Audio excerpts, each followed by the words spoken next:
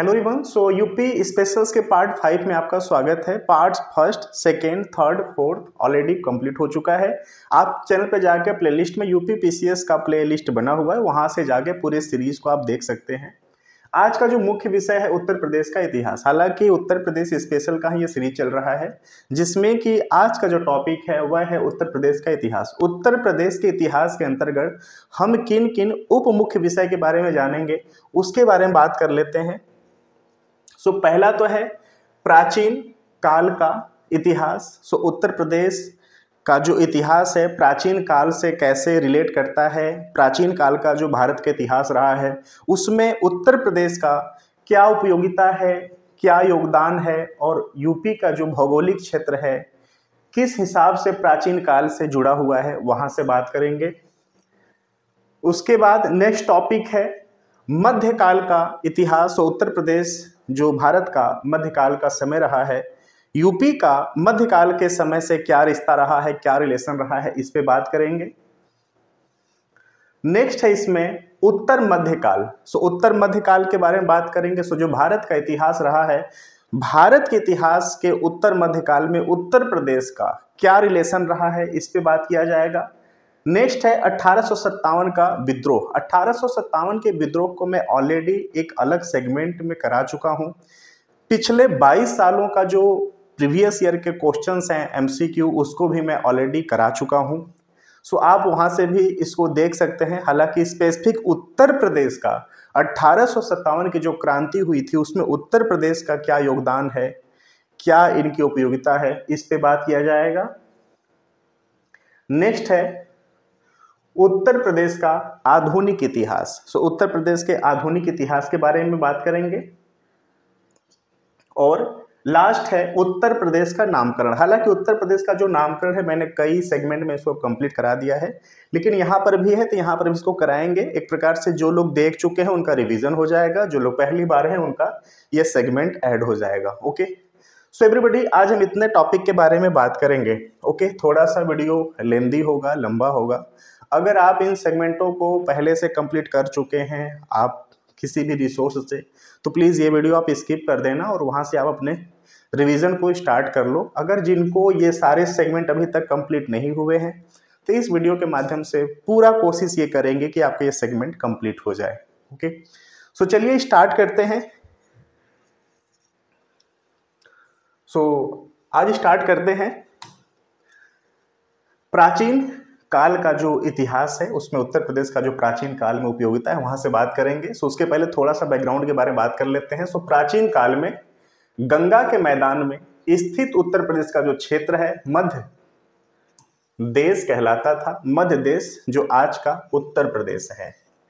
कुरु, पंचाल, काशी, कोसल, सुरसेन, चेदी, वत्स, मल्ल और महाजनपद स्थापित थे। उत्तर वैदिक संस्कृति का मुख्य केंद्र मध्य देश था।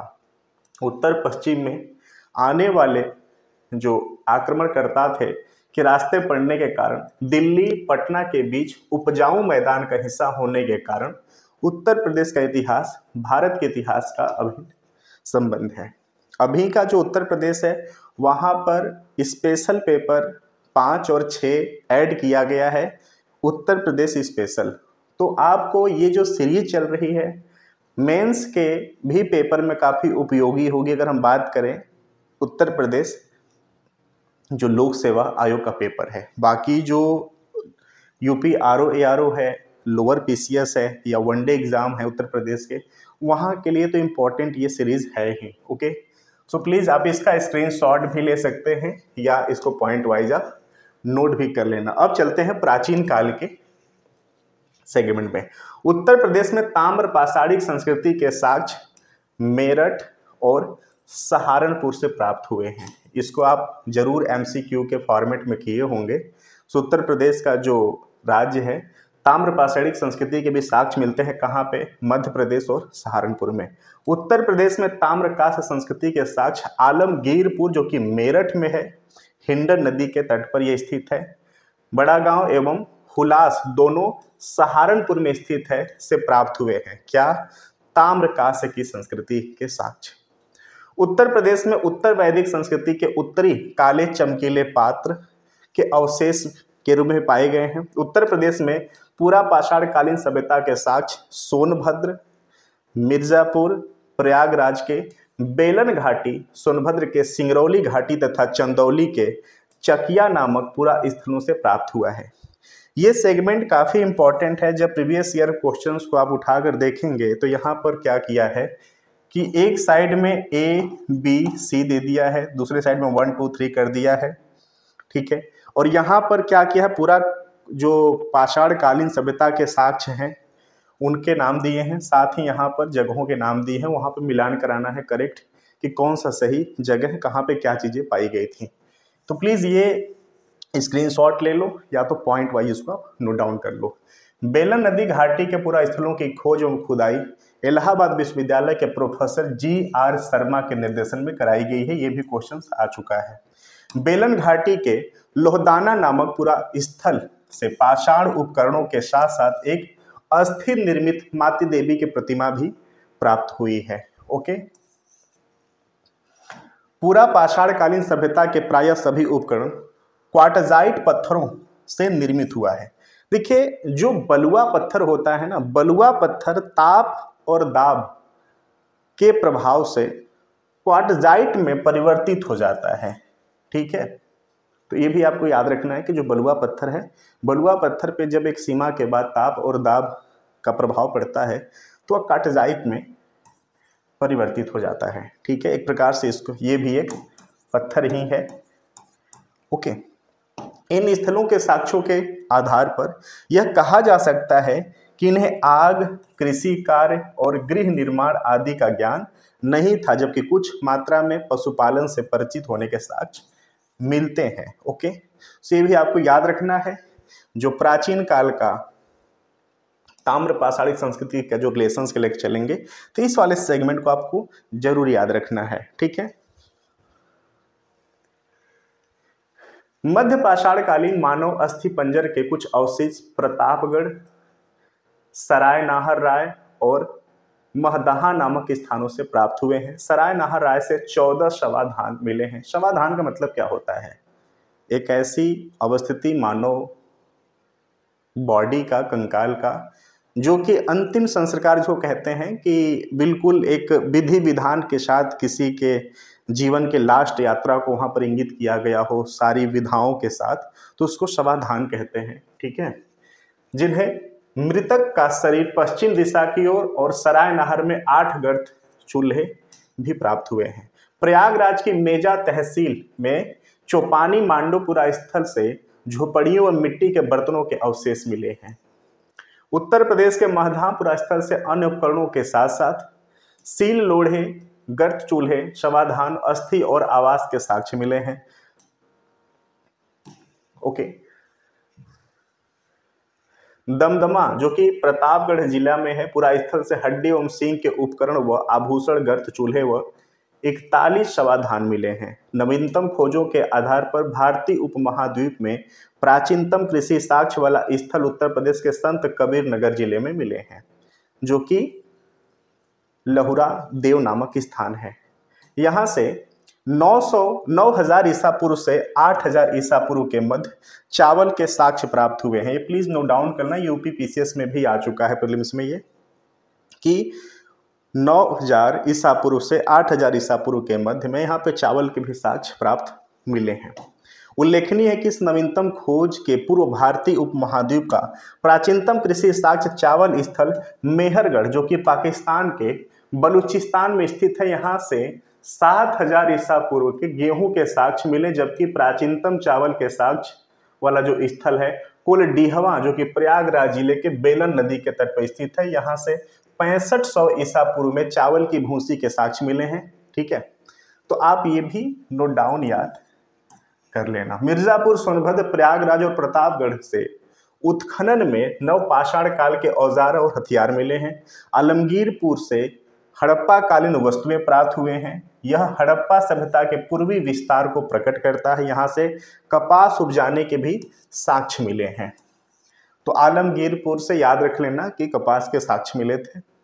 16 महाजनपदों में से 8 महाजनपद, जो कि मध्य देश, जो कि आज का उत्तर प्रदेश है, में स्थित है कौन कौन? कुरु, पांचाल, काशी, कोसल, सुरसेन, चेंदी, वत्स और मल्ल। कोसल महाजनपद अवध क्षेत्र में स्थापित था, जिसमें उत्तरी कोसल की राजधानी साकेत जो कि आज के समय में अयोध्या, दक्षिणी कोसल की राजधानी श्रावस्ती जो कि श्रावस्ती जिले के सहेत में थी।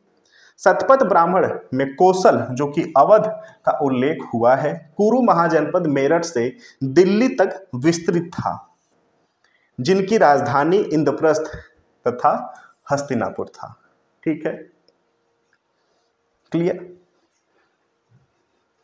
पांचाल महाजनपद बरेली, बदायूं, फर्रुखाबाद क्षेत्र में स्थित था। पांचाल महाजनपद के ऊपरी भाग की राजधानी अहिछत्र एवं दक्षिणी भाग की राजधानी कंपिल्य थी।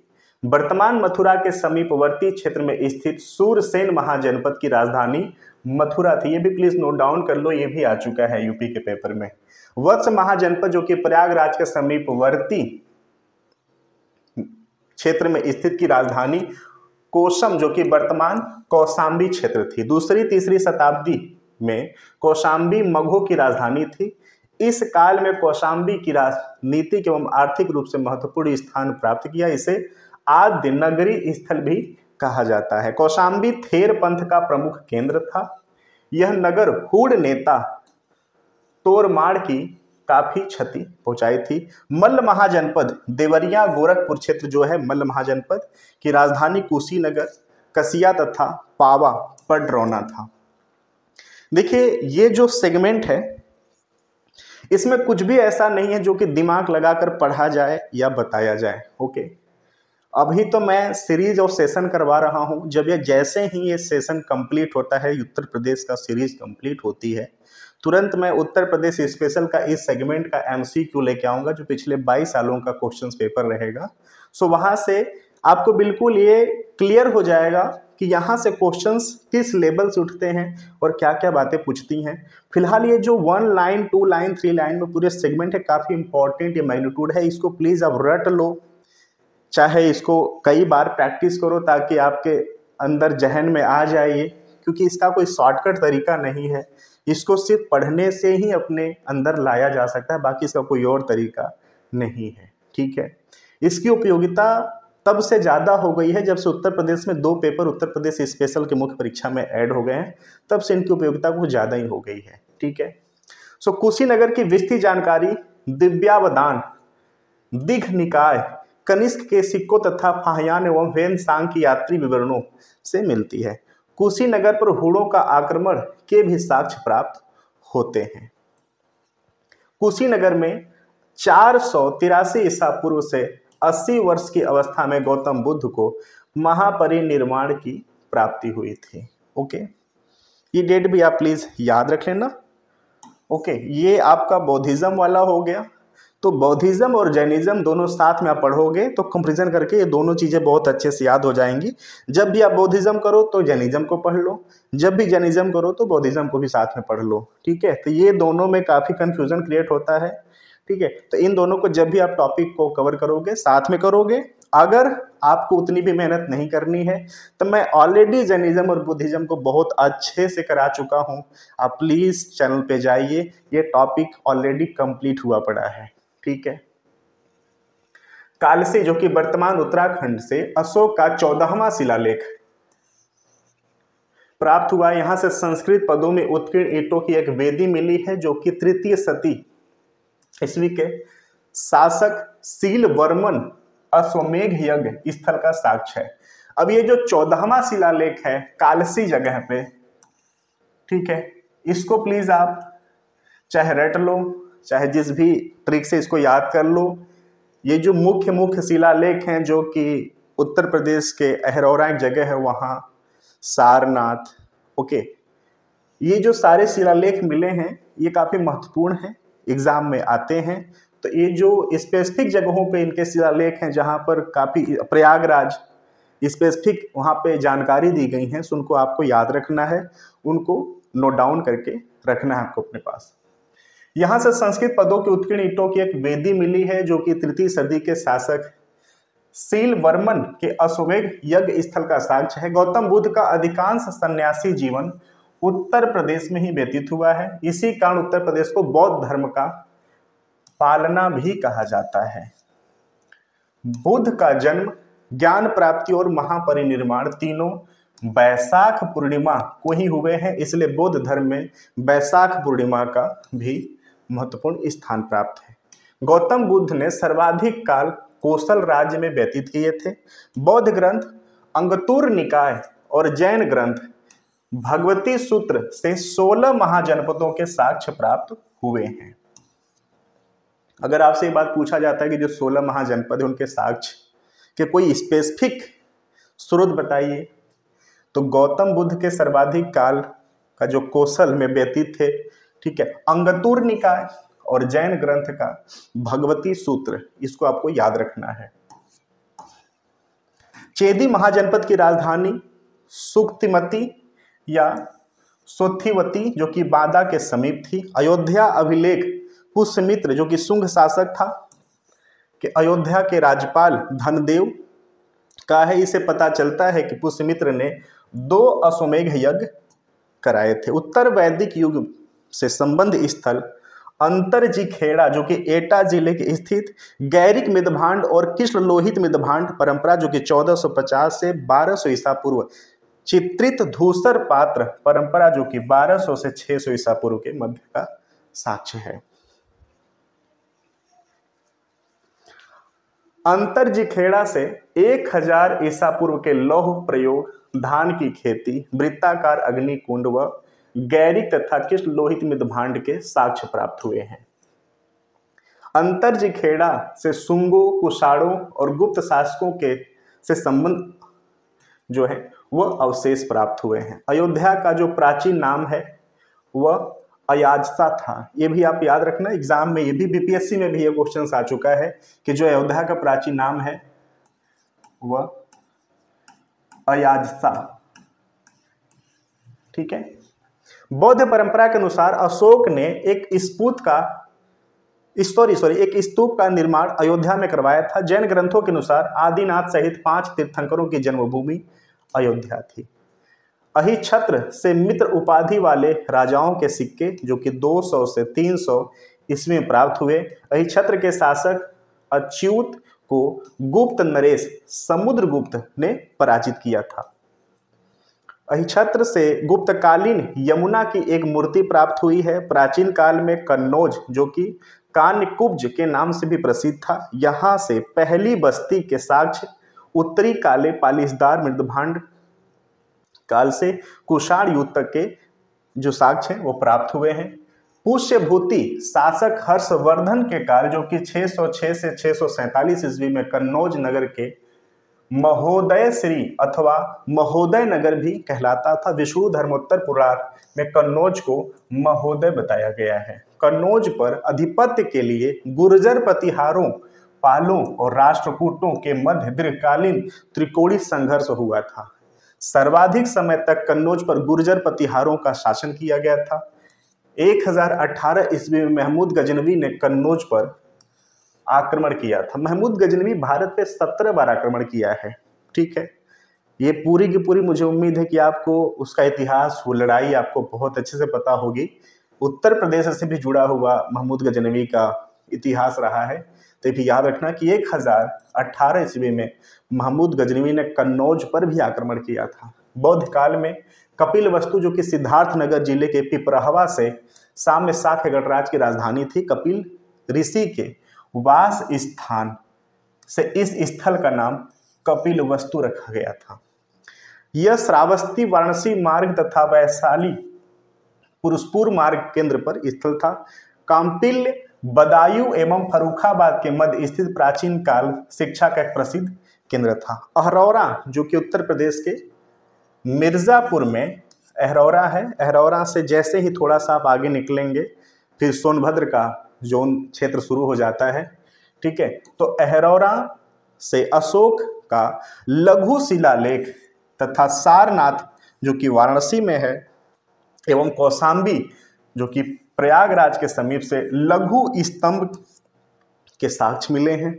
अशोक की राजकीय घोषणाएं जिन स्तंभों पर उत्कीर्ण हैं उन्हें लघु स्तंभ लेख कहा जाता है। ये जो इसका शिलालेख है इस पे भी क्वेश्चंस आते हैं कि किस शिलालेख पर कौन सी सूचना के लिए ये जाना जाता था। याद रखना कि जो अशोक की राजकीय घोषणाएं थी उन स्तंभों पे उत्कीर्ण थी, तो उन्हें लघु स्तंभ के नाम से जाना जाता है, जिन पे उनकी राजकीय घोषणाएं की जाती थी। सांची और सारनाथ के लघु स्तंभ में अशोक अपने महामात्रों का संघ भेद रोकने का आदेश देता है। प्रयाग स्तंभ पर अशोक की जो रानी करुवाकी द्वारा दान दिए जाने का भी उल्लेख मिलता है, जिसे रानी के अभिलेख से भी जाना जाता है। याद रखना जो प्रयागराज का स्तंभ है उसको रानी के अभिलेख से भी जाना जाता है, जहां पर दान देने के भी साक्ष्य मिलते हैं उस पर अंकन से। शाह गौरव ताम्रलेख जो कि गोरखपुर मौर्य काल का एक ताम्रलेख उत्तर प्रदेश में गोरखपुर जनपद में मिला है। इस ताम्रलेख से यह पता चलता है कि मौर्य काल में अकाल की स्थिति में जनता को अनाज का वितरण किया जाता था। प्लीज आप इसको इम्पोर्टेंट अंडरलाइन में इसको आप कर लेना। ये आपसे पूछा जा सकता है कि कहाँ का शिलालेख ऐसा था जो कि मौर्य काल में यह बताता है कि जब अकाल की स्थिति होती है तो वहाँ पर लोगों को अनाज दान दिए जाते हैं, अनाज का वितरण किया जाता है। तो आप बताएंगे ठीक है कि जो सोहगौरा ताम्रलेख जो कि गोरखपुर में है वहाँ से साक्ष्य मिलते हैं। उत्तर प्रदेश के महत्वपूर्ण जैन तीर्थ स्थल, आप इसको स्क्रीनशॉट भी ले सकते हैं। हालांकि जो उत्तर प्रदेश के पेपर को दे रहे हैं उनके लिए भी इम्पोर्टेंट है, बाकी जो अनदर स्टेट के एग्जामिनेशंस में पार्टिसिपेट करेंगे ये उनके लिए भी इम्पोर्टेंट है। जैन धर्म के 5 तीर्थंकरों, प्रथम तीर्थंकर भगवान ऋषभनाथ, द्वितीय तीर्थंकर भगवान अजीतनाथ, चतुर्थ तीर्थंकर भगवान अभिनंदननाथ, पंचम तीर्थंकर भगवान सुमितनाथ और 14वें तीर्थंकर भगवान अनंतनाथ का जन्म अयोध्या में हुआ था। सप्तम तीर्थंकर भगवान सुपार्श्वनाथ व 23वें तीर्थंकर भगवान पार्श्वनाथ का जन्म काशी जो कि वाराणसी में हुआ था। अब देखिए वाराणसी, काशी और बनारस, जो बनारस है वह अशुद्ध नाम है। अंग्रेजों के प्रोनाउंसिएशंस में समथिंग कुछ परेशानियां हो रही जिसको पाकर उन्होंने बनारस बोलना शुरू कर दिया। शुद्ध नाम जो है उसका वाराणसी नाम है।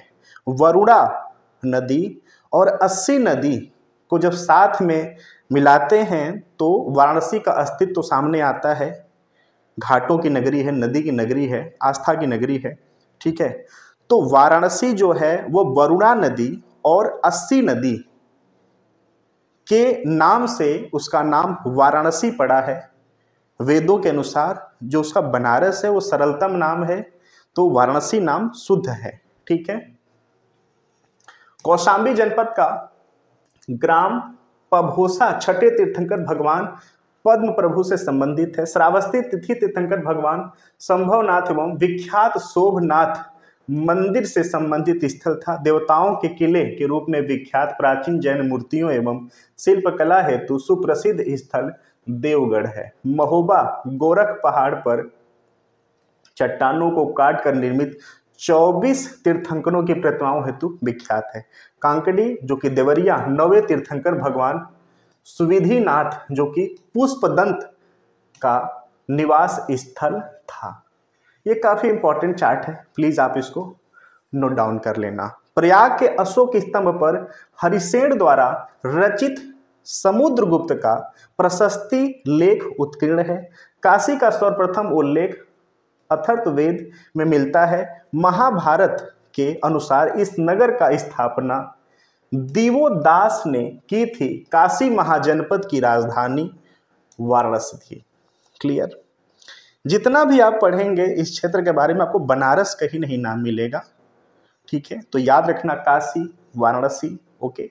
जो काशी था उस काशी क्षेत्र का जनपद था, कैपिटल था वाराणसी, ठीक है।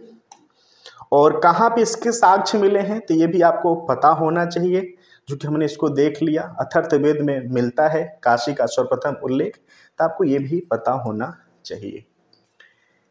एक एटा जिले के कंटीगरा गांव से ईसा पूर्व 200 से 600 ईसा पूर्व का जो काल थे के उपकरण प्राप्त हुए हैं। गढ़वा जो कि प्रयागराज में कुमारगुप्त प्रथम के 2 शिलालेख तथा स्कंदगुप्त का 1 शिलालेख प्राप्त हुआ है। भीतरी स्तंभ लेख जो कि गाजीपुर में है, पुष्यमित्र और हूणों के साथ स्कंदगुप्त के युद्ध का वर्णन मिलता है। 1194 ईस्वी में चंदावर के युद्ध का मोहम्मद गोरी के गढ़वाल नरेश जयचंद जो कि कन्नौज का शासक को पराजित करने की बात मिलती है। देवगढ़ जो कि ललितपुर जिला से प्राप्त पुरातात्विक साक्ष्यों से गुप्त के विशेष स्थापत्य एवं मूर्ति कला के साक्ष्य मिलते हैं। यहाँ के गुप्तकालीन मंदिरों में दशावतार मंदिर उल्लेखनीय है। दशावतार मंदिर की विशेषता यह है कि इसमें 12 मीटर ऊंचा एक शिखर है जो कि भारतीय मंदिर निर्माण में शिखर का संभवतः पहला उदाहरण है। यहाँ अन्य मंदिरों में केवल एक मंडप होता था, इसके विपरीत इसमें 4 मंडप हैं जो कि इसको विशेष पहचान देता है। हर्षवर्धन प्रति 5वें वर्ष प्रयाग में महामोक्ष परिषद का आयोजन करता था। हर्षवर्धन का 628 ईस्वी का ताम्र दानपात्र लेख बांसखेड़ा से प्राप्त हुआ है। यह ब्राह्मी लिपि और संस्कृत भाषा में लिखा गया था, जिसमें हर्ष ने वंशावली, प्रशासनिक संरचना एवं सैनिक अभियानों का भी उल्लेख मिलता है। इस अभिलेख में हर्षवर्धन द्वारा अहिछत्र मुक्ति के करमट सागर गांव को कर मुक्त करके 2 ब्राह्मणों को दान करने का भी उल्लेख मिलता है। इस अभिलेख से हर्ष के हस्ताक्षरों की अनुलिपि उत्कीर्ण है। गुप्तकालीन मंदिरों में भीतर गांव का मंदिर जो कि कानपुर नगर में स्थित है, ईंटों से बनवाया गया था। ये जो शब्द है ना ईंट वाला, ये भी आप याद रखना, ये भी आभास होता है कि उस समय इस इनोवेशन से भी लोग परिचित बहुत भली भांति हो चुके थे, न सिर्फ शिलालेखों से या शिलाखंड से। यह मंदिर केवल ईंटों से ही निर्मित है। इसकी विशेषता शिखर का होना, ऊंचे चबूतरे पर निर्मित होना माना जाता है। इसकी छत पिरामिड कार है। कुषाणों की पूर्वी साम्राज्य की राजधानी मथुरा थी। यहाँ से कुषाणों के सिक्के की काफी मात्रा मिले हैं। समुद्रगुप्त ने मथुरा के शासक गणपति नाग को पराजित किया था। मौर्योत्तर युग में मथुरा एशिया से संबंध रेशम मार्ग से जुड़ा हुआ था। मथुरा साटक वस्त्र निर्माण का प्रमुख केंद्र था। यह श्वेतांबर जैन मत का केंद्र था। ठीक है, यहाँ बौद्ध मत की सर्वातिवादी विचारधारा का उद्भव एवं विकास हुआ। संभवतः मथुरा कला शैली से बुद्ध की प्रथम मूर्ति निर्मित हुई थी। 1018 ईस्वी में महमूद गजनवी ने मथुरा के मंदिरों का ध्वंस किया और लूटपाट किया। ये टाइमिंग भी याद रखना। 1670 ईस्वी में औरंगजेब ने मथुरा के कृष्ण मंदिर जो कि वीर सिंह बुंदेला द्वारा निर्मित की गई थी को नष्ट किया था। ये भी टाइमिंग आप याद रखना।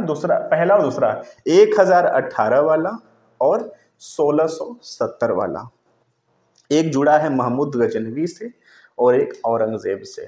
ठीक है, आजीवक संप्रदाय के प्रवर्तक मखलीपुत्र गोशाल की जन्मभूमि भी श्रावस्ती थी। श्रावस्ती से कनिष्क के 2 अभिलेख प्राप्त हुए हैं। महाजनपद युग में संकिसा जो कि फर्रुखाबाद के समीप स्थित पांचाल महाजनपद के प्रमुख नगर था। महात्मा बुद्ध ने वैशाली में संघ की स्त्रियों को प्रव्रज्या का अनुमति दिया था। ये वर्ड प्लीज आप याद रखना, प्रव्रज्या। ठीक है, इसका मतलब होता है संन्यास लेना। जो आपका पैतृक जगह होती है उस जगह को छोड़ करके जब आप विस्थापित हो जाते हो और जो भी मोह माया हो, घर परिवार का जो एक जाल है, जब उसको छोड़कर आप आगे निकल जाते हो तो उसको हम प्रव्रज्या कहते हैं। ठीक है, कि अनुमति दी थी एवं प्रजापति गौतमी जो कि बुद्ध की सौतेली माता दीक्षा पाने वाली प्रथम स्त्री थी। ठीक है, संकिसा से स्कंदगुप्त का एक सिक्का भी प्राप्त हुआ। प्राचीन काल में ऋषिपत्तन मृगदाव जो कि ऋषिपत्तन मृगदाव के नाम से भी प्रसिद्ध सारनाथ में भगवान बुद्ध के धर्मचक्र प्रवर्तन किया था। अशोक ने सारनाथ में सिंह शीर्ष स्तंभ बनवाया था। इसी सिंह स्तंभ से जो स्वतंत्र भारत के राज्य चिन्ह के रूप में अपनाया गया है। ह्वेनसांग के समय सारनाथ थेरवाद का प्रमुख केंद्र था। ये काफी इंपॉर्टेंट सेंटेंस है, इसको प्लीज आप नोट डाउन कर लेना। सारनाथ में ही गुप्तकालीन धमेक स्तूप फाहियान के इसका विस्तृत उल्लेख किया है। सोहर गौरव जो कि गोरखपुर जिले में स्थित है, उत्तरी काले पालिशदार मृदभांड संस्कृति के अवशेष प्राप्त हुए हैं। यहाँ से मौर्योत्तर कालीन एवं कुषाण कालीन सिक्के भी मिलते हैं। हस्तिनापुर जो कि आज के समय में मेरठ में स्थित है, ऊपरी गंगा घाटी के संस्कृतियों के अनुक्रम की जानकारी मिलती है। यहाँ से मृदभांड की संस्कृतियों से लेकर मौर्योत्तर युग तक के साक्ष्य मिलते हैं। और ये पता ही होगा, हस्तिनापुर महाभारत से भी जुड़ा हुआ जगह है। हस्तिनापुर से उत्खनन में मौर्योत्तर कालीन प्रस्तर प्रतिमाएं, मथुरा दंतवसी शासकों के सिक्के, कुषाणों के सिक्के, योद्धयों के मुद्राएं प्राप्त हुई हैं। हस्तिनापुर की जो स्थापना है हस्तिन नामक शासन ने की थी। महाभारत काल में यह कौरवों की राजधानी थी। हड़प्पा युगीन अवशेष हुलास में मिले हैं। हुलास खेड़ा से कुषाण काल से गुप्त काल तक के भौतिक अवशेष प्राप्त हुए हैं। यहाँ से कुषाण कालीन 200 मीटर लंबी सड़क, सुनियोजित जल निकासी व्यवस्था, कार्तिकेय की स्वर्ण प्रतिमा, चांदी के आहत सिक्के तथा कुषाणों के ताम्र सिक्के मिले हैं। यहाँ से गुप्तकालीन दुर्ग के भग्नावशेष, तांबे चांदी के सिक्के, गुप्त लिपि से उत्कीर्ण मुहरे, हाथी दांत की कंघी और मुहरे छपे प्राप्त हुए हैं। सो पहला सेगमेंट कंप्लीट हुआ। अब आते हैं मध्यकाल पे। ठीक है। सो 831 ईस्वी में महोबा में चंदेलों ने अपनी राजधानी स्थापित की। चंदेलों का राज्य जेजाक भुक्ति जो कि जुझौती के नाम से चर्चित था। आगरा की स्थापना सुल्तान सिकंदर लोदी जो कि 1504 में किया था। मध्यकाल में राजस्थान तथा दक्षिण में मालवा की ओर जाने वाले मार्ग पर स्थित होने के कारण आगरा का राजनीतिक और आर्थिक व्यापारिक महत्व था। अक्सर ये क्वेश्चंस भी मेंस में पूछा गया है। हालांकि वो यूपीएससी के क्वेश्चंस में था कि जो आगरा की राजधानी थी क्यों इसी को चूज किया गया था। जैसे अंग्रेजों के समय बंगाल को कैपिटल डिक्लेयर किया गया था, फिर बंगाल विभाजन का मुद्दा हुआ। ठीक है, जैसे ही वो रद्द किया गया फिर वहाँ से कैपिटल वेस्ट बंगाल कोलकाता से शिफ्ट किया गया दिल्ली के लिए। ठीक है, तो ये वहाँ तो क्लियर था कि बंदरगाह था, प्रमुख भारत का वो केंद्र था। उस समय में औद्योगिक केंद्र सबसे ज़्यादा वेस्ट बंगाल जो कि कोलकाता का जगह था, तो वहाँ पे औद्योगिक मुख्यता होने के कारण आवागमन, क्योंकि समुद्र के किनारे वो अवस्थिति है, तो जिसको पा करके काफ़ी सरलतम सुविधाएं वहाँ प्राप्त हो जाती थी, जिसको पाकर वहाँ राजधानी बनाई गई थी। सो आगरा वाला भी आप याद रखना, इसके बारे में भी क्वेश्चंस पूछे गए हैं, तो ये भी आपको पता होना चाहिए। मुगल काल में आगरा शिक्षा का मुख्य केंद्र था। आगरा के समीपवर्ती क्षेत्रों में मुगल काल में नील की खेती होती थी। आगरा के सिकंदरा नामक स्थान पर जहांगीर के काल में अकबर के मकबरे का निर्माण करवाया गया था। यह मकबरा बगीचे में स्थित है। आगरा यमुना नदी के तट पर स्थित है। यहाँ पर जहांगीर ने किले से यमुना नदी के दूसरे तट पर एक सोने का जंजीर लगवाई थी, जिसे न्याय का जंजीर की संज्ञा दिया जाता था। न्याय चाहने वाला कोई भी फरियादी इस जंजीर को खींचकर बादशाह से न्याय की गुहार कर सकता था। आगरा में स्थित मुसम्मन बुर्ज से हरम की महिलाएं पशु युद्ध देखती थी। आगरा में मीना बाजार लगता था। इसी बाजार में जहांगीर सर्वप्रथम नूरजहां से मिला था।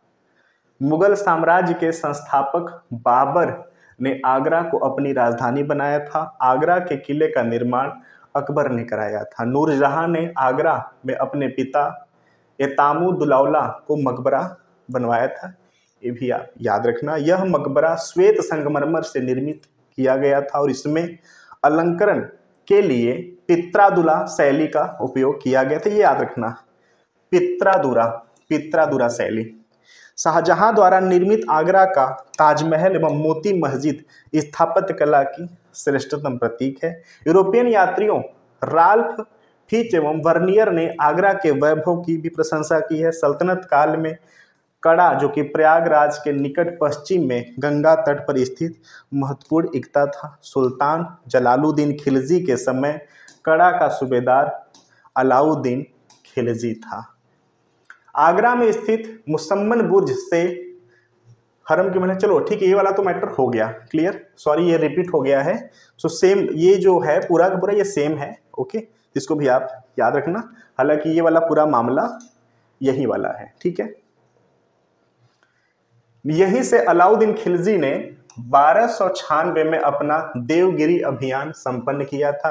1296 ईस्वी में सुल्तान जलालुद्दीन खिलजी की हत्या अलाउद्दीन खिलजी ने यही कड़ा नामक स्थान पर करवाया था, ठीक है, ये भी आपको याद रखना है। एटा जनपद में स्वर्णद्वारी की स्थापना मोहम्मद बिन तुगलक ने कराया था।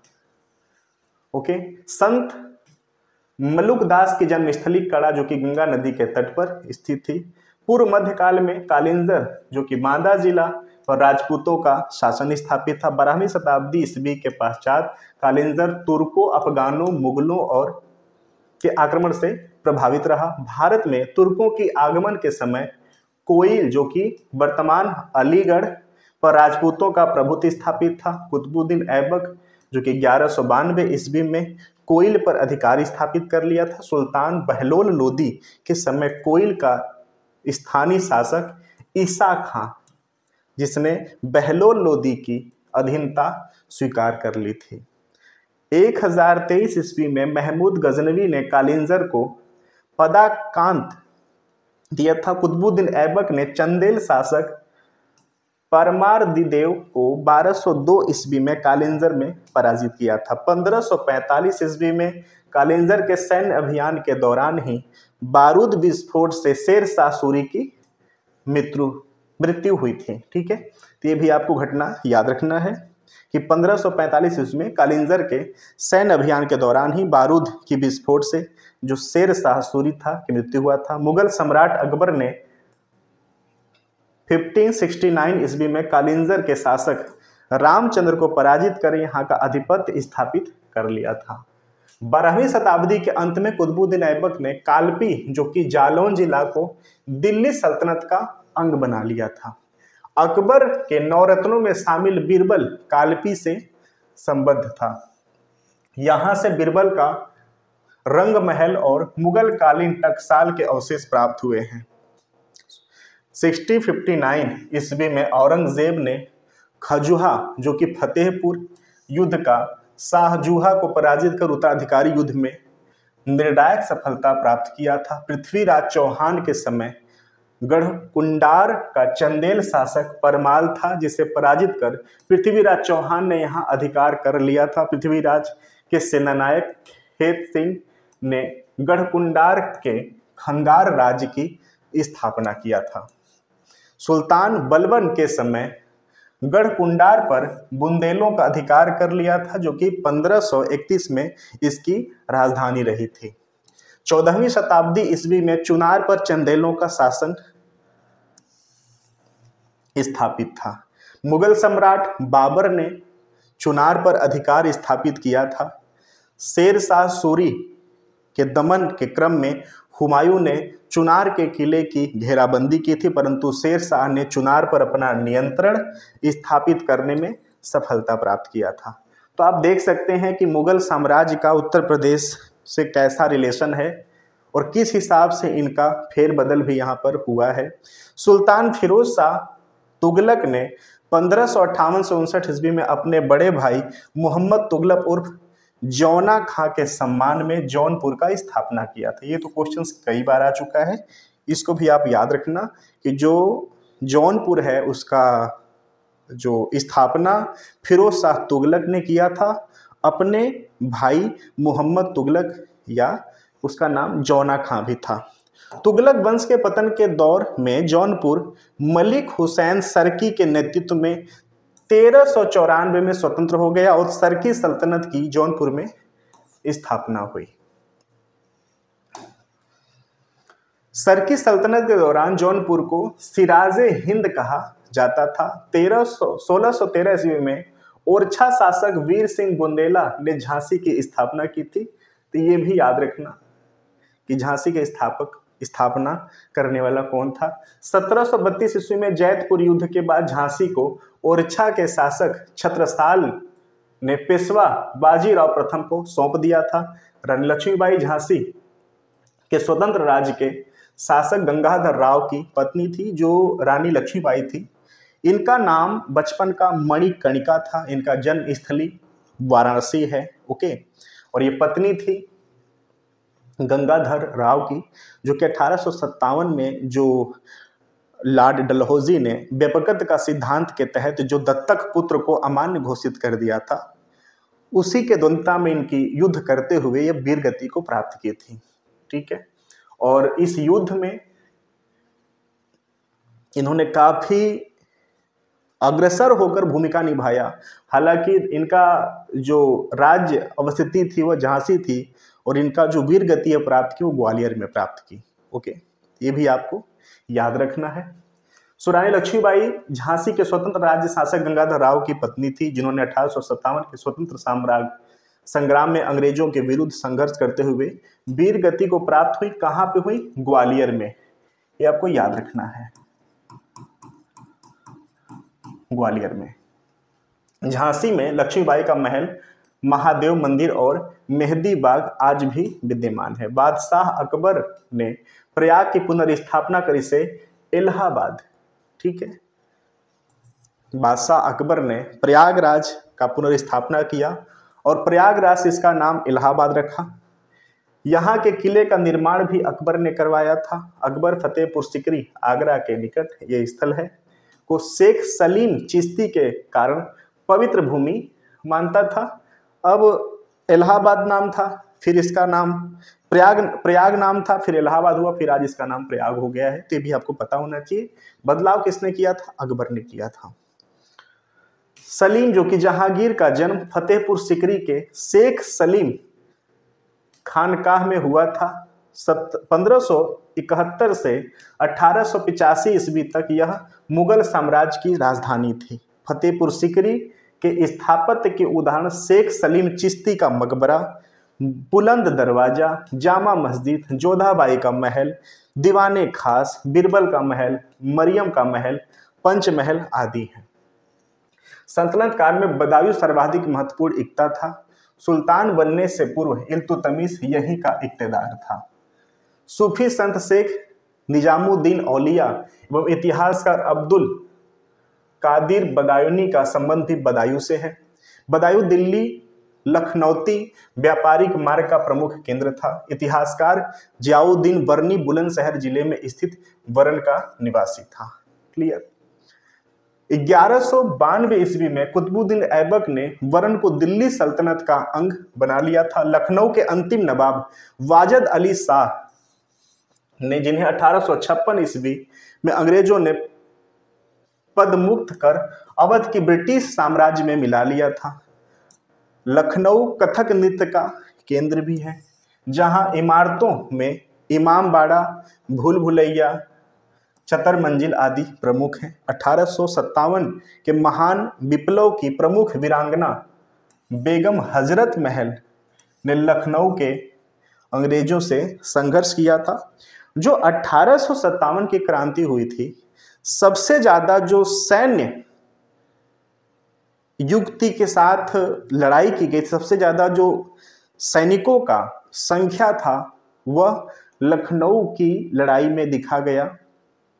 1857 की क्रांति जो लखनऊ में बेगम हजरत महल के प्रतिनिधित्व में किया गया, तो सबसे ज्यादा जो सैनिक थे, सबसे ज्यादा जो मारे गए वह लखनऊ में हुआ था। ये भी questions UP PCS, UP RO ARO, Bihar PCS, Madhya Pradesh PCS, Uttarakhand PCS में ये क्वेश्चंस आ चुका है। तो ये भी आपको याद रखना है। औरंगजेब के विरुद्ध विद्रोह करके जाट नेता बदन सिंह एवं सूरज महल ने अपने भरतपुर राज्य की राजधानी मथुरा घोषित की थी। फिरोज शाह तुगलक ने अशोक स्तंभ मेरठ से मंगाकर दिल्ली में स्थापित करवाया था। नवाब आशफुद्दौला के समय अवध की राजधानी फैजाबाद से लखनऊ स्थानांतरित की गई थी। संभल सल्तनत काल में महत्वपूर्ण एकता के रूप में चर्चित था। संभल का क्षेत्र हुमायूं ने अपने भाई अस्करी को प्रदान किया था। सल्तनत काल में बदायूं सर्वाधिक महत्वपूर्ण एकता था। सुल्तान बनने से पूर्व इल्तुतमिश यहाँ के इक़्तिदार था। हमने इसको देख लिया है।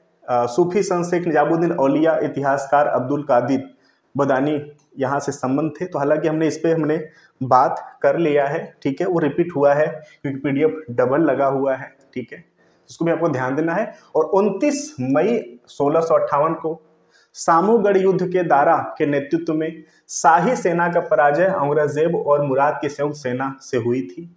युद्ध में विजय प्राप्त करने पर औरंगजेब ने शाहजहां को आजीवन नजरबंद कर दिया था। मुराद को छत से बंदी बना लिया और स्वयं बादशाह घोषित किया था खुद को। संभल में मुगल बादशाह बाबर ने मस्जिद का निर्माण करवाया था। सिकंदरा में मुगल सम्राट अकबर ने अपना मकबरा बनवाया था, जिसे 1613 ईस्वी में सम्राट जहांगीर ने पूर्ण करवाया था। अब आते हैं उत्तर मध्य का जो समय था, ठीक है। 1770 औरंगजेब की मृत्यु हुई है। औरंगजेब की जब मृत्यु हुई तो मुगल साम्राज्य का ये समय 1707 वाला जो था औरंगजेब की मृत्यु का, यहां से मुगल साम्राज्य के पतन को माना जाता है कि मुगल साम्राज्य का पतन कब से शुरू हुआ है। तो 1707 से आप इसको लिखेंगे कि 1707 ईस्वी का ऐसा समय था जहां से मुगल साम्राज्य को पतन के रूप में देखा गया। पतन हो गया क्यों? क्योंकि उत्तराधिकारी ऐसा कोई नहीं मिल पाया मुगल साम्राज्य के अंतर्गत जो कि मुगल साम्राज्य को संभाल सके, भारत के शासन को संभाल सके, क्योंकि उस समय मुगलों का एक छत्र शासन था भारत में। ओके, 1707 ईस्वी जो कि औरंगजेब की मृत्यु से 1757 ईस्वी जो कि प्लासी के युद्ध तक का वर्तमान जो उत्तर प्रदेश है 5 स्वतंत्र राज्य में स्थापित हो चुके थे। देखिए, एक तो घटना आपको याद रखना है 1707 वाला, जहां से मुगल साम्राज्य का पतन की रूपरेखा डिक्लेयर कर दी गई। एक है 1757 की प्लासी का युद्ध। 1757 का जो प्लासी का युद्ध है, प्लासी के युद्ध ने यह डिक्लेयर कर दिया कि अब भारत में मुगलों का शासन नहीं रहेगा और यहीं पे जो अंग्रेज हैं अपने कार्यशक्ति को दिखाते हैं, अपनी पावर को, अपनी बल को यहाँ पे प्रदर्शन करते हैं प्लासी के युद्ध में, ठीक है। 1757 याद रखना, 1757 का जो युद्ध था प्लासी का, यहाँ से अंग्रेजों ने अपने पराक्रमी प्रदर्शन को दिखाते हैं। यहाँ से ये डिक्लेयर हो जाता है कि भारत में मुगलों का शासन नहीं रहेगा। अंग्रेजों का यहाँ से पदार्पण होता है शक्ति के साथ। पहले कंपनी के माध्यम से थे, औद्योगिक क्षेत्रों में इनका पहल था, लेकिन 1757 से ये राजनीतिक आक्रामकता के साथ राजनीतिक पदों पे ये आसीन होना शुरू हो गए थे, ठीक है। फिर आता है बक्सर का युद्ध, ठीक है। बक्सर का युद्ध ये डिक्लेयर कर दिया कि अब भारत में सिर्फ और सिर्फ अंग्रेजों का ही शासन चलेगा। मुगलों के बाद मराठा साम्राज्य उभरा था, लेकिन बक्सर का जो युद्ध था 64 वाला, उसने ये बता दिया कि अब भारत में कौन शासन करेगा। 57 प्लासी वाले में मुगल अब शासन नहीं करेंगे। जो 64 की क्रांति हुई थी, युद्ध हुआ था बक्सर का युद्ध, उसने बताया था कि अब भारत में शासन कौन करेगा। यानी कि जो पदार्पण हुआ था अंग्रेजों का 1757 में प्लासी के युद्ध में, उस पे मुहर लगा था बक्सर के युद्ध में। ओके, ये भी क्वेश्चंस का ही टॉपिक है, इस पे भी क्वेश्चंस आ चुका है, ठीक है। सो मेरठ तथा बरेली के उत्तर में नाजिब खान नामक मराठा नेता, नाजिब खान नामक पठान नेता का राज था। दोआब क्षेत्र के रोहेला के अंतर्गत रोहेलखंड राज स्थापित था। फर्रुखाबाद के बंगस पठानों के अंतर्गत मध्य दोआब का राज स्थापित था। अवध एवं पूर्वी उत्तर प्रदेश के जिलों पर अवध के नवाब का शासन था। बुंदेलखंड क्षेत्रों पर मराठा का आधिपत्य था। 1761 ईस्वी के पानीपत के तीसरे युद्ध में मराठों, जाटों और राजपूतों के पराजय ने तथा बक्सर के युद्ध जो कि 1764 में हुआ था, ईस्ट इंडिया कंपनी द्वारा अवध के नवाब सुजाउद्दौला, बंगाल के पूर्व नवाब मीर कासिम, मुगल सम्राट शाह आलम द्वितीय की पराजय ने उत्तर भारत का जो भाग है वह निर्धारित कर दिया। मैं ये टॉपिक ना बहुत तरीके से कराया हूँ 1857 की क्रांति में। 1857 की जो क्रांति है, 1857 की क्रांति को मैं प्लासी के युद्ध से लेते हुए बक्सर के युद्ध को कवर करते हुए फिर 1857 की क्रांति पे आया हूँ। सो प्लीज़, अगर वो सेगमेंट आपका थोड़ा सा भी वीक है ना, तो मैंने 22 साल के MCQ के साथ इस टॉपिक को कवर कराया है। प्लीज़ वहाँ से आप उसको देख लो, प्लेलिस्ट में जाएंगे तो 1857 की क्रांति का टॉपिक पड़ा हुआ है। 1765 ईस्वी में अंग्रेजों ने मुगल शासक शाह आलम द्वितीय के बीच इलाहाबाद की संधि हुई। इलाहाबाद की संधि ने जो अवध के नवाब थे, अवध की जो राजधानी थी वह लखनऊ था। क्लियर? अवध की जो राजधानी थी वह लखनऊ था। इलाहाबाद की संधि से बिल्कुल अवध के शासक को निष्क्रिय कर दिया गया था। ठीक है।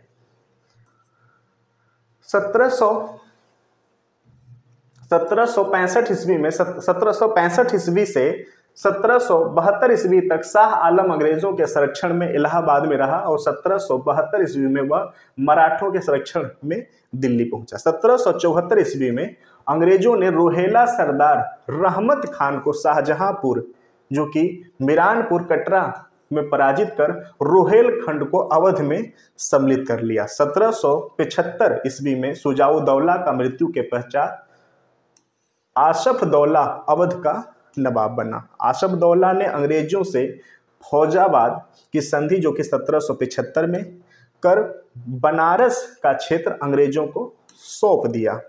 इसी संधि के तहत वारेन हेस्टिंग ने अवध की बेगमों की संपत्ति की सुरक्षा की गारंटी ले ली थी। ठीक है। आसफदौला ने मुहर्रम बनाने के लिए लखनऊ में बड़ा इमामबाड़ा का निर्माण करवाया था। सो याद रखना कि जो लखनऊ का इमामबाड़ा है, बड़ा इमामबाड़ा, उसका निर्माण करता आसफदौला। इसमें स्तंभों का प्रयोग नहीं किया गया है जो कि इमामबाड़ा को विशेष बनाता है। बनारस के राजा चेत सिंह ने 1780 ईस्वी में अंग्रेजों द्वारा आधिकारिक धन मांगे जाने का विरोध किया। फलस्वरूप अंग्रेजों ने राजा चेत सिंह को हटाकर महिम नारायण सिंह को बनारस का राजा बनाया। 1797 ईस्वी में आसफदौला की मृत्यु के पश्चात सादत अली खां 1798 ईस्वी में अवध का नवाब बना। उसने इलाहाबाद का किला अंग्रेजों को सौंप दिया। वाह्य आक्रमण से सुरक्षा के बदले में प्रतिवर्ष उसने 76 लाख रुपए ईस्ट इंडिया कंपनी को देने का वचन दिया जो कि 1801 ईस्वी में। ठीक है। 1803 में लॉर्ड लेक ने मराठों को पराजित कर अलीगढ़ होम आगरा पर अधिकार कर लिया। 1808 ईस्वी में अवध के नवाब सादत अली खां ने सुरक्षा की गारंटी के बदले में गोरखपुर, रोहेलखंड, इलाहाबाद, फतेहपुर, कानपुर, इटावा, एटा के क्षेत्र अंग्रेजों को प्रदान कर दिया। 1836 ईस्वी में इस प्रांत का नाम उत्तरी पश्चिम प्रांत रखा गया था। इस समय इस प्रांत में दिल्ली तथा अजमेर के क्षेत्र सम्मिलित हैं। क्लियर? दूसरा सेगमेंट भी एंड हुआ। अब आते हैं 1857 के विद्रोह एवं उत्तर प्रदेश पे। मैं अगेन कहता हूं कि 1857 की क्रांति को मैं MCQ के थ्रू बहुत कंप्लीटली टॉपिक को कवर किया है। आप वहां जाके देख सकते हैं प्ले स्टोर पे, प्लेलिस्ट में। ठीक है। बाकी इसमें उत्तर प्रदेश का क्या उपयोगिता है, उत्तर प्रदेश का क्या यहाँ से रिलेशन है 1857 की क्रांति को, इसको भी देखेंगे। हालांकि मैंने मैप के थ्रू भी बताया था कि जो भारत है, आप एज्यूम कर लो कि ये मैंने भारत का मैप बनाया है, तो जो भारत था, भारत का जो साउथ जोन है, सतारा उतारा को छोड़ करके पूरा का पूरा उत्तर भारत ही इन्वॉल्व था 1857 की क्रांति में। साउथ वाला जोन सतारा हो गया, बैरकपुर हो गए। सतारा और बैरकपुर यही दो ऐसे जगह थे जो कि 1857 की क्रांति में इन्वॉल्व थे। इसके अलावा पूरा साउथ इंडिया इन्वॉल्व नहीं था।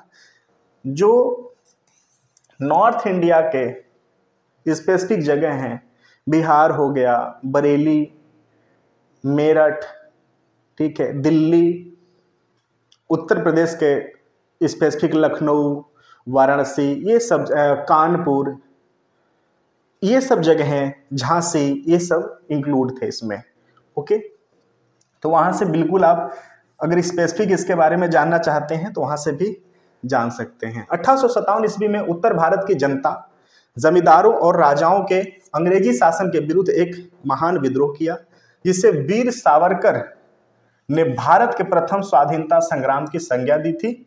ये भी क्वेश्चन आ चुका है कि भारत के प्रथम स्वाधीनता संग्राम की संज्ञा किसने दी थी 1857 की क्रांति को, तो वीर सावरकर ने। 16 फरवरी 1857 को कलकत्ता से 120 मील दूर स्थित बहरामपुर के 19वीं देसी सैनिक टुकड़ी ने चर्बी युक्त कारतूसों का प्रयोग करने से इनकार कर दिया था। ये कहानी ऐसा कुछ है कि जो चर्बी युक्त कारतूस थे, ठीक है, चर्बी युक्त कारतूस को लाया गया था। नया जो बंदूक था इनफील्ड, ठीक है, सो उसमें चर्बी युक्त कारतूस को लाया गया था इस्तेमाल करने के लिए। अफवाह फैला कि इसमें गाय और सूअर की चर्बी है। सो हिंदू धर्म के लिए गाय आस्था का जीव है और सूअर जो है मुस्लिम धर्म में बिल्कुल मतलब आप इसको अशुद्ध कह सकते हैं कि हिंदू धर्म मुस्लिम धर्म में जो सूअर हैं उसको अशुद्धता के रूप में देखा जाता है, ऐसा वो जीव है। सो दोनों धर्मों के लोगों ने जो सैनिक के रूप में थे अंग्रेजों के साथ, अंग्रेजों के कंपनी में, उन्होंने मना कर दिया कि भाई हम इस कारतूस को, क्योंकि उसको मुंह से खोलना था, दांत से खोलना था, उसके ऊपर का जो कैप लगा हुआ था, फिर उसको बंदूक के नाल में डालना था, तो सैनिकों ने मना कर दिया। हिंदुओं का अपना लॉजिक था धर्म का और मुसलमानों का अपना लॉजिक था, उनका भी धर्म का मामला, तो दोनों लोगों ने मना कर दिया कि भाई हम इस कारतूस का यूज नहीं करेंगे, ठीक है। इसी विरोध को चलते हुए बैरकपुर में एक सैनिक थे मंगल पांडे ने इसको विरोध को जताते हुए 2 पुलिस अधिकारियों का गोली मार के हत्या कर दी, ठीक है। सो 24 मार्च को समथिंग 24 मार्च का डेट था, 24 मार्च को उन्होंने गोली मारा है और 8 अप्रैल को उनको तत्काल फांसी दे दिया जाता है। वहाँ से ये जो विरोध है वो बिल्कुल चिंगारी का रूप ले लिया। फिर वहाँ से मेरठ में आया ये मामला। वहाँ पे लगभग 90 सैनिकों को जेल में बंद किया गया था, जिसमें कि विरोध के दौरान जेल को तोड़ा गया, वहाँ से सैनिकों को आज़ाद कराया गया। फिर वो सैनिक दिल्ली जाते हैं, ठीक है। 10 मई को होता है मामला मेरठ में। मेरठ से 10 मई से वो विरोध जता करके अंग्रेजों को स्वतंत्र करवा के जेल से वो निकलते हैं दिल्ली के लिए। 11 मई को दिल्ली पहुंचते हैं। 12 मई को वह लाल किला पर चढ़ाई करते हैं और जो मुगल बादशाह थे उनसे प्रतिनिधित्व करने का मांग करते हैं। वो प्रतिनिधित्व करते भी हैं, ठीक है। और उन्होंने अपना जो सम्राट था मुगल को माना, घोषणा की अपना प्रधान का, और वहाँ से 1857 का जो क्रांति है बिल्कुल चिंगारी के रूप में विस्तारित हो गया। तो पूरा का पूरा मामला है, ठीक है। तो ये भी आपको याद रखना कि पूरा का पूरा ये 24 मार्च नहीं 29 मार्च है। 29 मार्च 1857 को लेफ्टिनेंट हेनरी बाग, ठीक है, को गोली मारते हैं मंगल पांडे और 8 अप्रैल 1857 को उनको बैरकपुर में फांसी दे दिया जाता है। इस समय भारत का जो गवर्नर जनरल है वो लॉर्ड कैनिंग रहता है। फिर वह 11 मई को चलते हैं दिल्ली के लिए। 12 मई को वो लाल किला पर चढ़ाई करके मुगल बादशाह को अपना प्रधान मानते हैं और युद्ध का घोषणा कर देते हैं, ठीक है। तो ये भी आपको याद रखना है। क्लियर। विद्रोहियों ने, यदि कोई जवां मर्द था तो वह झांसी की रानी थी। उक्त टिप्पणी जून 1858 में युद्ध करते हुए वीरगति को प्राप्त हुई झांसी की महारानी लक्ष्मीबाई के लिए उनके विरुद्ध आक्रामक का नेतृत्व करने वाले अंग्रेज जनरल ह्यूरोज ने किया था। ये आप याद रखना, ह्यूरोज का नाम। हीरोज ने बोला था कि विद्रोहियों में यदि कोई जवां मर्द है तो वह झांसी की रानी थी। यह टिप्पणी जनरल ह्यूरोज ने किया था, याद रखना, ह्यूरोज। 1857 के विद्रोह में इलाहाबाद, जो कि अब प्रयागराज के नेतृत्व में पेशे से अध्यापक मौलवी लियाकत अली ने किया था। जून 1858 में कैप्टन नील द्वारा इलाहाबाद अब प्रयागराज पर अधिकार कर लिया गया। 1857 के विद्रोह में महान योद्धा तात्या टोपे, जिनका मूल नाम रामचंद्र, ने अपनी गमिनी कावा रणनीति, छापा मार नीति से अंग्रेजों को भयभीत किया। देखिए, जो तात्या टोपे थे, तात्या टोपे ने कानपुर में नाना साहब का भी सहायता किया और झांसी में लक्ष्मीबाई का भी सहायता किया। इनके अपने मित्र ने धोखा दिया। मित्र का नाम था मानसिंह। मानसिंह इनको धोखा दिया और ये अंग्रेजों के गिरफ्त में आए, ओके, और इनको फांसी दे दिया गया था। ठीक है, तो आपको ये भी याद रखना है। 7 अप्रैल 1859 को तात्या टोपे की गिरफ्तारी करके उन पर शिवपुरी के सैनिक न्यायालय में मुकदमा चलाकर 18 अप्रैल 1859 को फांसी पे चढ़ा दिया गया था। संयुक्त प्रांत में 1857 ईस्वी के विद्रोह में स्थानीय जनता ने अगस्त 1857 में भाग लेना आरंभ किया। जून 1858 संयुक्त प्रांत, जो कि वर्तमान उत्तर प्रदेश, ने विद्रोही पूरी तरह से समाप्त हो गए। 1 नवंबर 1858 को ब्रिटेन की महारानी विक्टोरिया ने एक उद्घोषणा द्वारा ब्रिटिश ईस्ट इंडिया कंपनी के हाथों से सत्ता स्वयं अधिग्रहित करके 1 नवंबर 1858 को इलाहाबाद में लॉर्ड कैनी ने महारानी विक्टोरिया के घोषणा पत्र को पढ़कर सुनाया। 1858 ईस्वी में दिल्ली डिवीजन को उत्तर पश्चिम प्रदेश से अलग बनारस, फैजाबाद, फतेहपुर, हाथरस आदि छोटे नगरों एवं कस्बाओं को तक ही हो गया। ठीक है, तो अवध की जो बेगम हजरत महल ने लखनऊ में विद्रोह का नेतृत्व किया। बेगम ने अपने अल्प वयस्क जो पुत्र था वीरजीत कादिर को अवध का नवाब बना दिया। 21 मार्च 1858 को कालीन कैंपबेल द्वारा लखनऊ पर पुनः कब्जा कर लिया गया।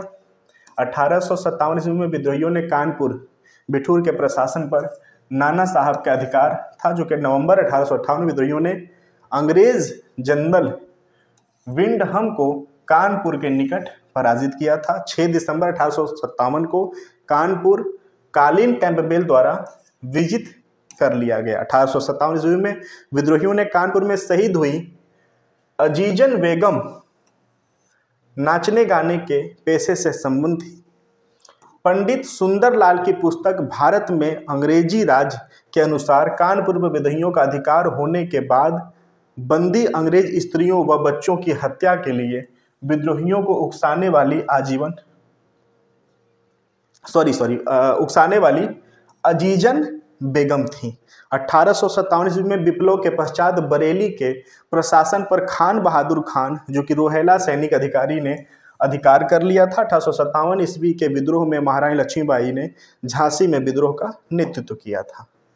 ठीक है, तो ये जो मामला हुआ था 1857 का जो पूरा मामला था, याद रखना, ठीक है, कि जो व्यपकत का सिद्धांत दत्तक पुत्र लॉर्ड डलहौजी के द्वारा जो लाया गया था, लॉर्ड डलहौजी ने 8 साल के कार्यकाल में 8 प्रांतों को अपने क्षेत्र के अंतर्गत अधिग्रहित कर लिया था। तो ये भी आप याद रखना। तो बिल्कुल एक विडंबना थी, ऐसा राजनीतिक प्रकरण उस समय चला था कि सैनिकों का जो रोज था वो चिंगारी का काम किया। हालांकि जो 1857 की क्रांति थी वह कोई सिर्फ सैनिकों का कारण नहीं था, बहुत सारी ऐसी चीजें चली आ रही थी जो कि बिल्कुल दबी हुई थी। उसमें आग में चिंगारी का काम सैनिकों का, वो चर्बी वाला कारतूस वाला मामला जो है उभर कर सामने आया। मामला बहुत पुराना चला आ रहा था। ठीक है, अब उन मामलों में अगर बात करें तो किसान असंतुष्ट थे, शिक्षक वर्ग असंतुष्ट थे, जमींदार वर्ग असंतुष्ट थे, ओके, जो कारीगर समुदाय थे, जो हाथ कला के काम करते थे, बुनाई करते थे, वो भी असंतुष्ट थे। क्यों? क्योंकि ब्रिटेन से, यूरोप से सामान बहुत कम दामों में भारत में बेचा जाता था और इनके जो सामान बनाए जाते थे वह यूरोप में बहुत महंगे बेचे जाते थे, जिनको पाकर के इनकी कला का विस्तार नहीं हो पाया, इनके कला को प्रोत्साहन नहीं मिल पाया और मशीन से बड़ी बनी वस्तुओं को भारत में बेचा जाने लगा, जिनको पाकर कलाओं का भी अस्त हो गया। ठीक है, तो बहुत सारे ऐसी कारण थी जो कि 1857 की क्रांति का कारक था। हालांकि जो तत्कालिक कारक था वह था चर्बी युक्त जो कारतूस था, उसने बिल्कुल आग में चिंगारी का काम किया था।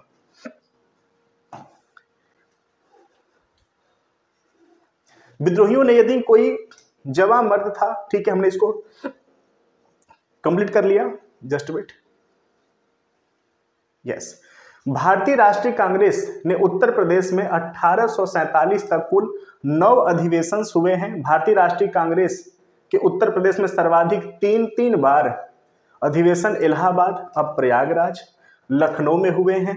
इलाहाबाद 1888 में अध्यक्ष जॉर्ज यूले, 1892 में अध्यक्ष WC बनर्जी, 1910 में अध्यक्ष सर विलियम वेड वर्मन, लखनऊ में 1899 में अध्यक्ष रमेश चंद्र दत्त, 1916 में अध्यक्ष अंबिका चरण मजूमदार, 1936 में अध्यक्ष पंडित जवाहरलाल नेहरू।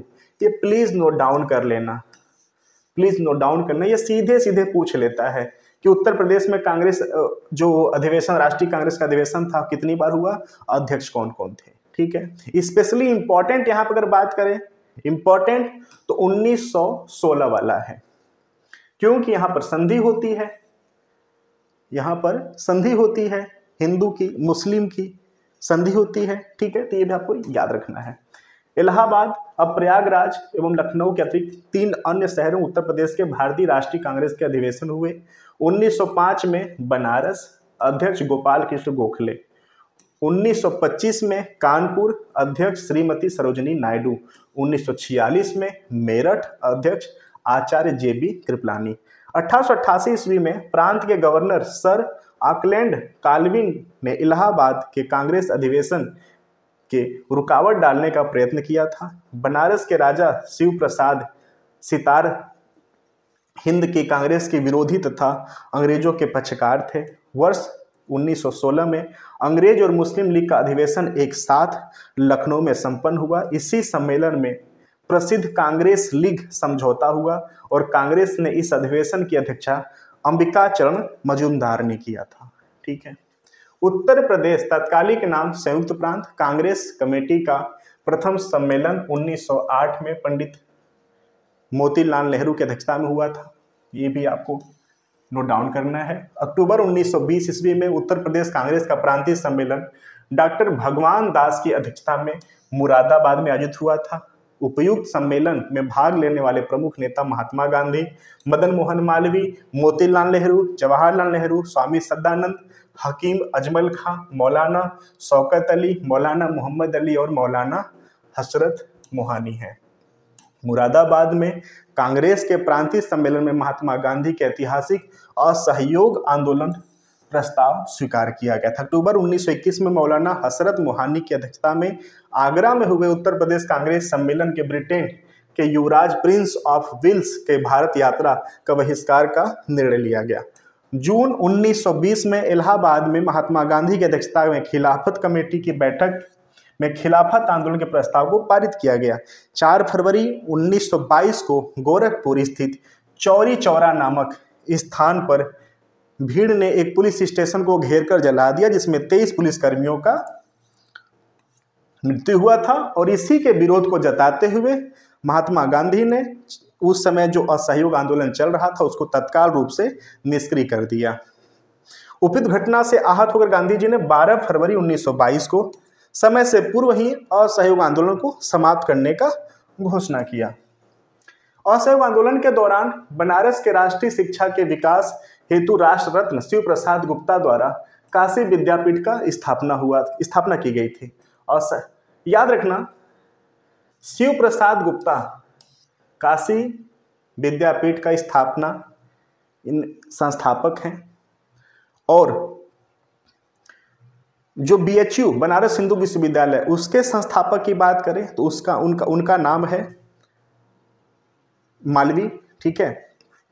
तो ये भी आपको याद रखना है, जो मदन मोहन मालवीय हैं वो उत्तर प्रदेश के लिए बिल्कुल, अगर आप आयरन मैन बोलो, लौह पुरुष बोलो, तो उसमें कोई बहुत अतिशयोक्ति नहीं है, क्योंकि इन्होंने भारत को बहुत कुछ दिया है, साथ ही साथ उत्तर प्रदेश को एक सजीव प्राणी बनाकर ये गए हैं, ठीक है।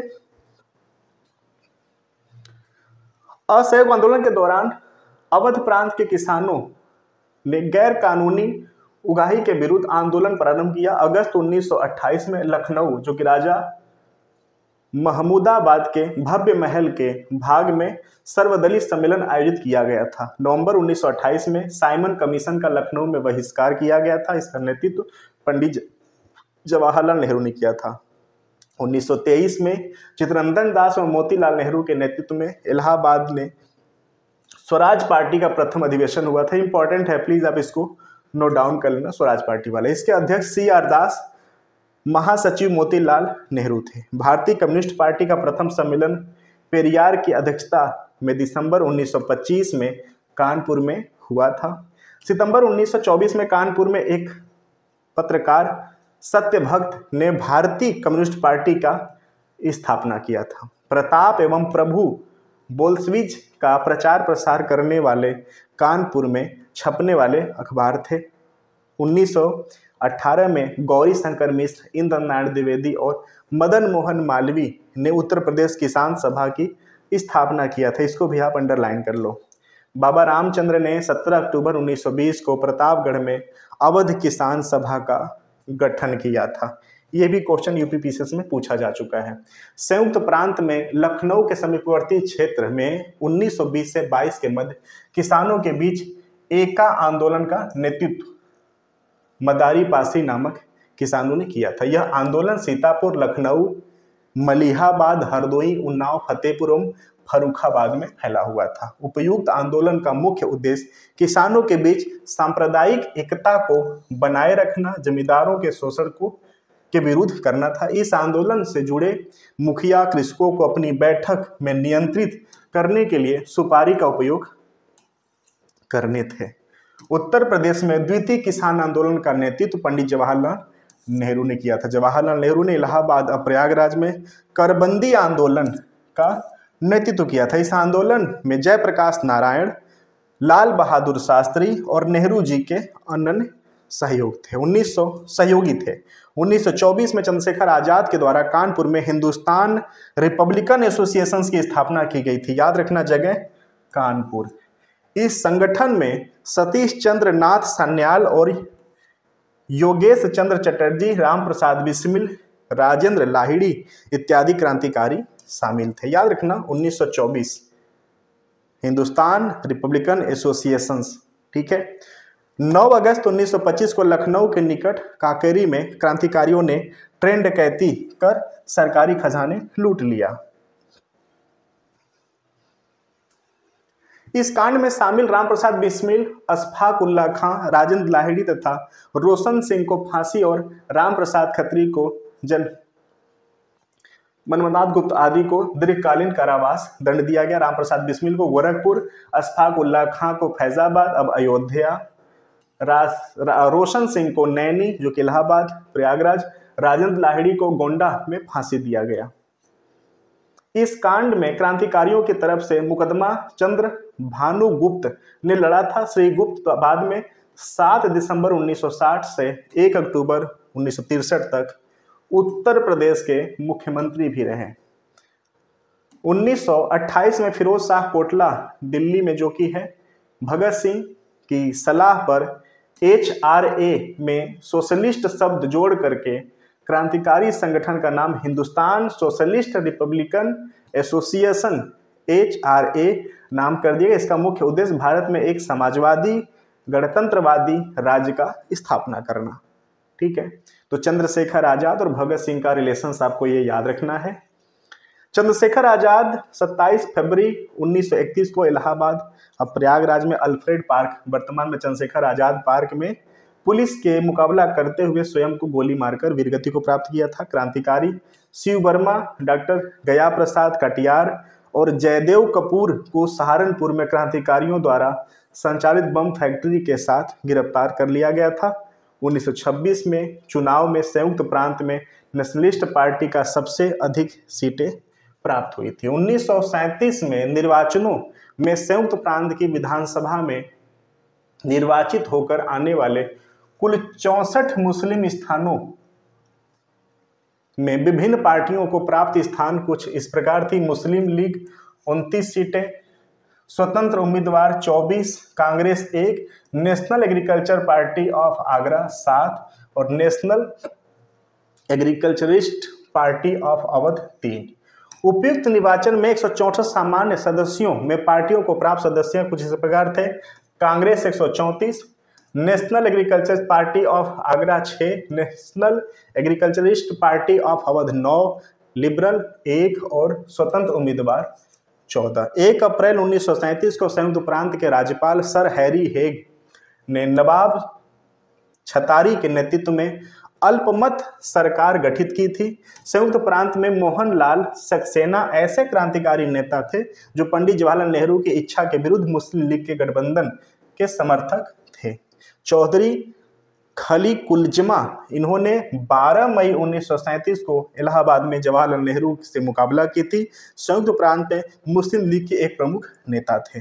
गोविंद बल्लभ पंत संयुक्त प्रांत में वर्ष 1937 में गठित कांग्रेस सरकार के प्रधानमंत्री थे।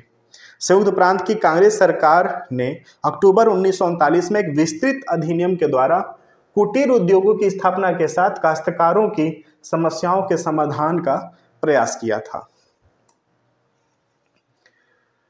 अक्टूबर 1939 में भारतीयों की इच्छा के विरुद्ध द्वितीय विश्व युद्ध में भारत को ब्रिटेन के समर्थन में शामिल करने के कारण संयुक्त प्रांत की कांग्रेस सरकार ने देश के अन्य कांग्रेसी सरकारों के साथ त्यागपत्र दे दिया। संयुक्त प्रांत में समाजवादी दल का नेतृत्व सपूर्वानंद, कमलापति त्रिपाठी और तारापद भट्टाचार्य ने किया था। अप्रैल 1934 में अखिल भारतीय कांग्रेस समिति के सदस्य संपूर्णानंद और बनारस से भारत के एक प्रायोगिक समाजवादी कार्यक्रम, इसमें जमींदारी प्रथा उन्मूलन, उद्योगों, बैंकों, भूमि के राष्ट्रीयकरण शामिल था, पर एक चर्चा प्रकाशित किया था।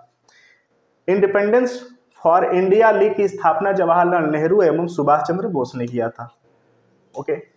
लखनऊ में 1936 में प्रोफेसर एन.जी. रंगा, इंदुलाल याग्निक और स्वामी सहजानंद सरस्वती के नेतृत्व में अखिल भारतीय किसान सम्मेलन का आयोजन किया गया था। स्वामी सहजानंद सरस्वती इसके अध्यक्ष, प्रोफेसर एन.जी. रंगा इसके महासचिव चुने गए थे। उत्तर प्रदेश में बनारस हिंदू विश्वविद्यालय के छात्रों ने स्वयं शासक की स्थापना की घोषणा की थी। 9 अप्रैल 1938 को गांधी जी ने घोषित आदेशों के अनुसार मद्य निषेध लागू करने के लिए सर्वप्रथम एटा एवं मैनपुरी जिलों को चुना गया था। 8 अगस्त 1942 को मुंबई में हुए अखिल भारतीय कांग्रेस सम्मेलन में भारत छोड़ो प्रस्ताव पारित हुआ था। गांधी जी ने करो या मरो का नारा यहां पर दिया था। याद रखना, ग्वालियर टैंक। भारत छोड़ो आंदोलन के दौरान गांधी जी को पूना में आगा खां महल तथा जवाहरलाल नेहरू को अहमदनगर किले में नजरबंद बनाकर रखा गया। 16 अगस्त 1942 को संयुक्त प्रांत के बलिया में भारत छोड़ो आंदोलन के पक्ष में प्रबल जनसंघर्ष छिड़ गया और परिणाम स्वरूप चित्तू पांडे के नेतृत्व में बलिया में एक राष्ट्रीय सरकार का गठन किया गया। 15 अगस्त 1947 को भारत को स्वतंत्रता प्राप्त होने के समय संयुक्त प्रांत में कांग्रेसी सरकार का गठन पंडित गोविंद बल्लभ पंत के नेतृत्व में हुआ था। ओके, सो ये वाला भी सेगमेंट एवरीबॉडी फिनिश हुआ। अब आते हैं उत्तर प्रदेश के नामकरण पे। हालांकि ये वाला जो टॉपिक है मैंने कई बार करा दिया है, लेकिन यहाँ पर भी इसको इंक्लूड किया हूँ क्योंकि अगर किसी का छूटा हुआ है तो यहाँ से कंप्लीट हो जाएगा।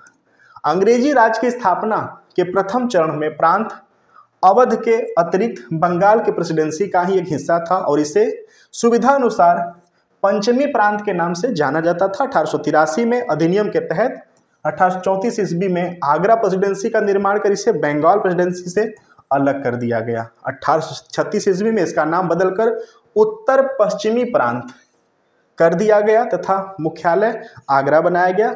1856 में अवध को भी ब्रिटिश साम्राज्य में शामिल कर दिया गया। 1858 ईस्वी में इस प्रांत का मुख्यालय आगरा से बदलकर इलाहाबाद कर दिया गया। 2 नवंबर 1925 को प्रदेश की राजधानी इलाहाबाद से लखनऊ स्थानांतरित कर दी गई तथा प्रदेश का उच्च न्यायालय इलाहाबाद में ही बना रहा। साथ ही लखनऊ में उच्च न्यायालय का एक न्यायिक खंडपीठ का स्थापना किया गया। हालांकि उस समय न्यायिक पीठ था, अब इसको न्यायिक खंडपीठ कहा जाता है।